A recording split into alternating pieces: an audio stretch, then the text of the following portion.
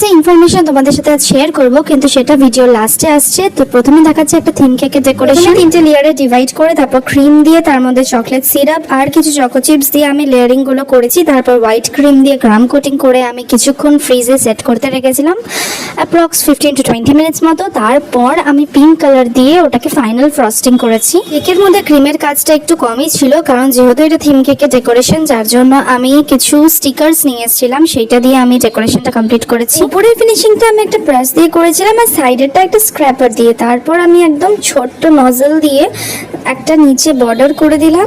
এগুলো হচ্ছে কিছু মেকআপ থিমের টপার, যেগুলো আমি একটা প্যাকেট পারচেস করে এনেছিলাম, সেইটা আমি একে একে এখানে সেট করে দিয়েছি। আর আমি সাইডে কিছু স্প্রিঙ্কলস দিয়ে দিয়েছিলাম কালারফুল, আর ওপরে সিলভার আর গোল্ডেন সুগার বল। কেকটা কসমেটিক্স দোকানের অ্যানিভার্সারি পারপাসে নেওয়া হয়েছিল, তাই শুরুতে যে ইনফরমেশনটা দিব বলেছিলাম সেটা এখন চলে এসেছে। তোমরা অবশ্যই দেখো আর প্লিজ লাইক শেয়ার সাবস্ক্রাইব করো।